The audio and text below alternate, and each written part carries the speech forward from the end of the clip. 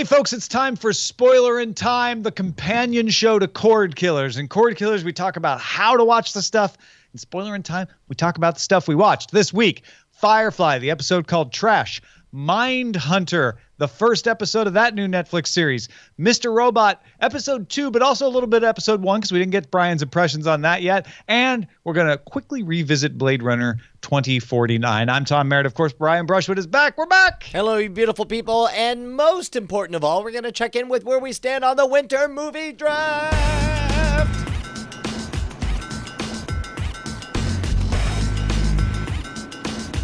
Tom, the hits just keep on coming. On to the next segment. The hits just keep on coming. We're the best in the world. Everything we touch turns to something. Yeah. Well, okay. First of all, Team Jerry's in first after having 2 movies on October 13th and 1 movie on October 20th. And not a single movie has made more than 100 million yet. Kingsman: The Golden Circle is the top grossing movie so far in the movie draft at 94.5 million. Yeah, but more importantly, Tom, what's up with us having our third movie come out and it making $3 million? Well, I appreciate Bryce Castillo spending $3 million to rent out the entire theater to see Snowman. I don't care about that. We spent $4 on it. That was padding. It's like, we don't care how much it makes. We can't leave money on the table. We need it to, have a few million because maybe if it's really close. But I'm not disappointed by the Snowman. I am disappointed by Flatliners. Well, I'm not even disappointed, but I'm disappointed by the Lego Ninjago movie. Yeah, no, we're hosed. We thought that Lego Ninjago was going to be one of our studs, but instead we got nothing. We got nothing, Tom. We're screwed. Well, Jigsaw is out this week for us, up against Suburbicon from Studio Feline, which is not getting good buzz. So I don't know. Maybe people will still be in the mood for some horror before Halloween. And other than that, we're relying on bulk. Bad Moms Christmas, Daddy's Home Tomb, Murder on the Orient Express. Like that's everything except for Pitch Perfect 3. Like we need to have each one of these slightly overperformed to make up for Lego Ninjago. Man, good luck to us, I guess. What say we move on and talk about some movies? Let's start off by talking about Blade Runner 2049. Again, I know we talked about it previously, but Brian and I haven't talked about it together. And I don't know if I've told you this yet or if you've heard me talk about it, but my feeling is it's a great continuation. It's pretty. The performances are great, but at the end of the movie, I just feel like something was missing. You're wrong. It's superior to the original in just about every possible way. It's understated. It's electric from beginning to end. The soundtrack is better. The effects are better. The acting is better. The storytelling and the pacing is better. It's perfect. It's perfect. And I was utterly shocked and blown away. In fact, the only thing I could have wished for to make it any better would be in an alternate reality, there's some version of me that gets to see Blade Runner 2049 not knowing that Harrison Ford is in it. That's the perfect version of this, is to walk in knowing it's just more Blade Runner and not knowing he's in it. That would have been precious and wonderful. That set piece where they're hunting each other in the middle of a glitched out holographic Elvis and greatest hits of Las Vegas thing. Like, what brilliant use of sound design to make it feel hollow and lonely and desiccated and this gutted out corpse of something that used to be so alive. It was great. It was absolutely great. I agree. It was great. I didn't think it was as great as you make it sound, though. I got bored parts of the way through. I was fairly sure where the story was going all the way through. And like I said, there's an indefinable something at the end that just left me going, that was really well done. But I'm left feeling like a piece was missing somehow. Well, maybe you and I, here's something I've gathered in listening to other reviews, is that apparently I don't hold the first movie in as high esteem as everybody else does. That became very clear just now, yeah. Yeah, like understand, when I say it's better than the original in every way, I'm not saying that, they improved on perfection. I'm saying I don't hold the original in very high regard. I thought this one was better in every way. Fair enough. Maybe that's the difference. Ahoy. All right. Let's talk about Mr. Robot, episodes 1 and 2 of season 3. Mostly we're going to talk about 2, but we haven't got a chance to hear what you think of 1. And my opinion has changed a little, but not that much since the end of 1. How are you feeling? Well, what was your opinion on 1? Well, at the end of 1 last week, I was talking to Sarah about it. I was like, this is fine. But I feel like I can't really form an opinion until I get more of the story. Like I'm just not quite sure that I like what's going to happen, but I'm not quite sure that I don't. I just feel like I've seen, the first third of a movie or less. So, and this week it didn't give me much progress down that road, but there's nothing that I didn't like.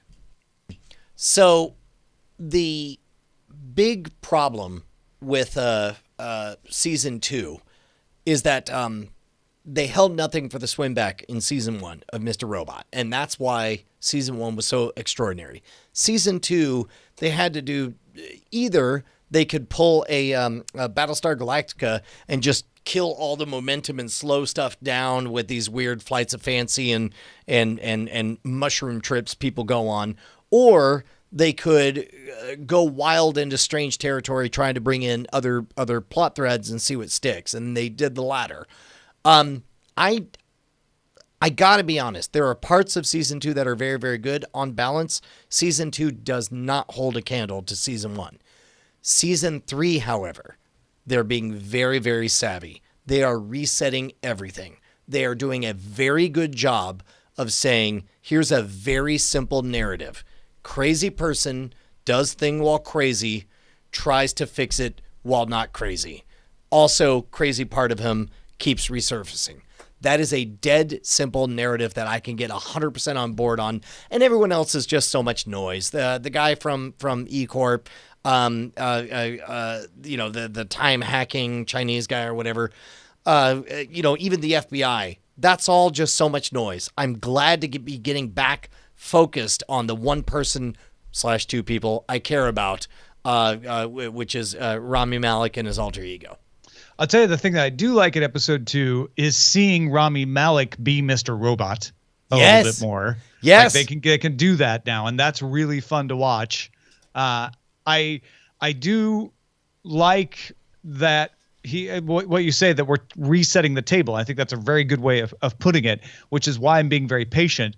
But I don't yet see a mystery to care about.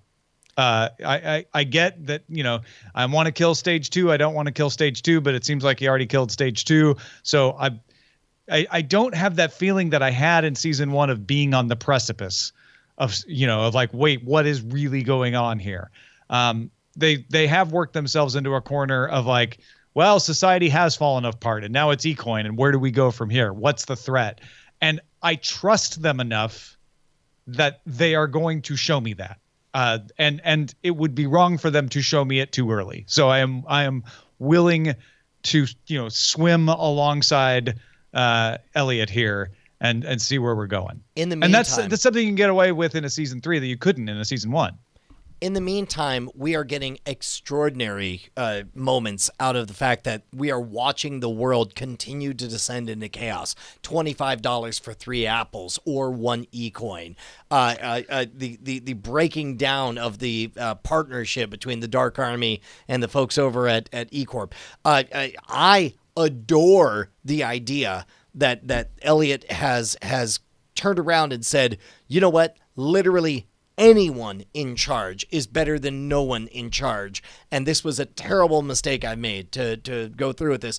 And the fact that I loved watching him, quote unquote, work his way up the corporate ladder by indicting everybody over him for all of their stuff. I'm finding the world fall apart feels kind of tired to me. So that isn't working for me as well. But I will 100% agree with you on wasn't getting where I wanted with that guy, so scandal, he's done. Like, that was really that felt like season 1 Mr. Robot stuff to me. That's the Elliot we met in the coffee shop where he's like telling the bad guy, like, this is what I got on you and you need to stop. I think that's what I adore about what they're doing, is that we're watching the world crumble, like objectively crumble. And yet there are a few things that they're still going to buy the next iPhone. They're still going to, show up to work or whatever. Like it really echoes as a more severe form of the 2008 financial crisis, which I enjoyed quite a bit. And Ken from Chicago in the chat nails it. Highlight of the series so far is the therapist meeting Mr. Robot for the first time. And that transformation, huge. That conversation was so electric and good. It got back to the heart of what I adore about this series. And I love the fact that for the moment, it seems like they're done trying to trick me. And instead they're saying, yes, you get it. We all know he's crazy. We all know there's two personalities. Let's watch the fight between the two of them and go.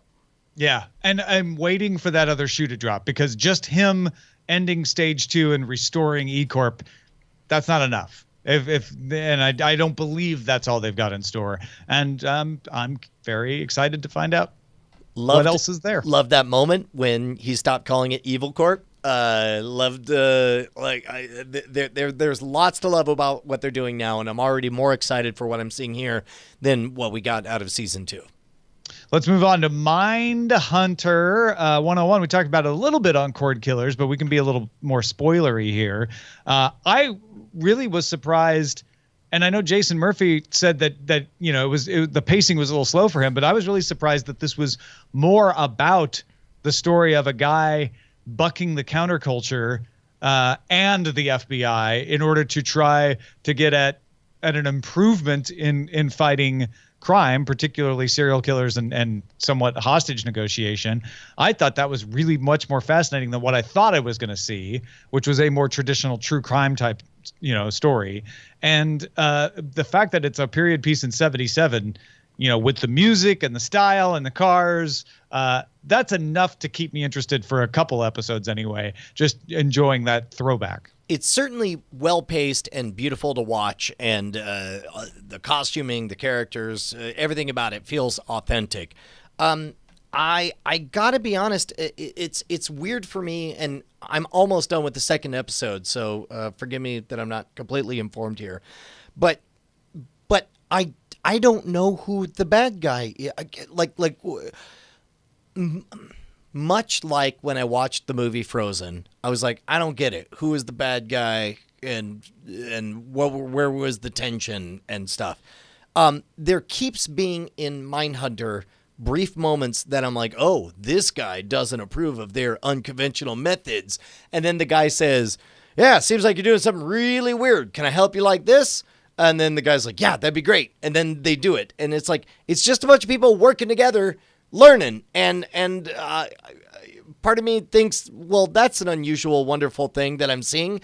But another part of me is like, that's not what I watch movies for. I watch them for conflict. What's going on? Well, maybe you've hypnotized yourself into needing that, because I don't mind. I actually like that there's no bad guy. It's kind of boring sometimes. Like, oh, okay, here we go. Here's the bad guy. But like there's conflict, there's tension. It's about whether this guy can actually find the way to stop crime, and it's not straw men like, you're not going to get anything out of academics, boy. I'll show you. Like, it's much more real and subtle than that. And that's one of the things I really enjoy. Yeah, and I think I'm expecting, like, at least can there be some bad serial killer that they're trying to track down, but they don't even have that? I mean, I think eventually that will probably come. Sure. I would be surprised if it doesn't. But yeah, I don't even miss that right now. Like, to me, it's the quest of, can he put his finger on it? He's solving a mystery, and the mystery is the mind of a killer. The bad guy is all the bad guys. I'm giving it a pass for the moment, but I genuinely feel like it's fairly extraordinary for the thesis of this whole show to be just, quote, I don't know, seems like we should listen to why people do things. I think that's cool because that's actually true, and this is telling a good story in that way. Yeah, and it's telling you something that you can't tell if you restrict yourself to a simple, cops and robbers kind of metaphor. Yep, I agree. All right, let's move on to Firefly. Love this episode. I love it merely because the Firefly gets to float away with the rest of the trash. Inara's line there kind of sums up the entire gestalt of the ship itself. It's another heist situation, and no, I don't buy that Mal is convinced by Saffron to hide her in a box and put her on the Firefly when he knows his crew will rebel. But if you just let that go, I think the rest of the story is really fun. Tom, I think that this episode, we haven't watched the last couple of them, but I will say I think this is the best of all the episodes that we've rewatched so far. It also is the loudest proxy of what a second, third, fourth, fifth, and sixth season would have looked like for this series. It's the first time they take advantage of a complete story arc that began, middle, and ended, and then they go back to it, tying it in with a brand new story, and you get to skip all the baggage on Saffron because we've already learned it all before. It's in some ways, this is the most painful episode because it's the best representation of what might have been if we got more Firefly. Yeah. It's Can the you best of the imagine? best. I mean, Saffron's still around. What if Saffron and Nitschke, hook up in season 3 is in some way? Like, I absolutely agree with you. And even though I know it's coming every time, I always forget why he's sitting naked. And I always enjoy seeing the plot intertwine and reveal, it was Inara the whole time. It was planned. Well, and what a great start where he's sitting there naked and he starts up like, yep, that went well. And you immediately file it as sarcastic comment, not realizing like, no, that was an indication that everything went exactly according to plan, possibly including sitting naked on this moon. Yeah, exactly. No, it's so well done. And like I said, the only weakness for me is like, I don't think he buys anything Saffron sells him, really. But okay, let's pretend he does. And it was a really smart move not to show that moment. Don't show me her convincing him, because I'm much more willing to accept that, wow, she is really good at this. Maybe she figured out a way to get through that I wouldn't have anticipated. But if you try to show me it, I'm probably going to pick it apart. Yeah, agreed. And also, I have nothing to add. Good job.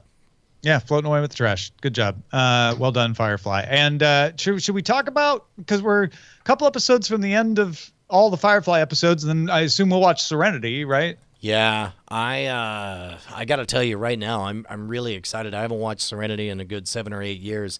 I do remember at the time watching Serenity in the movie theater with a whole bunch of excited, Firefly fans at the Alamo Drafthouse. And as it happens, I just remember my heart soaring and thinking, this is what I wanted from the prequels. This is what I wanted to experience. And so I'm looking forward to getting back into that. Excellent. Well, thanks everybody for watching, listening, and supporting us at patreon.com/Cordkillers. We'll spoil you again next week. Love you.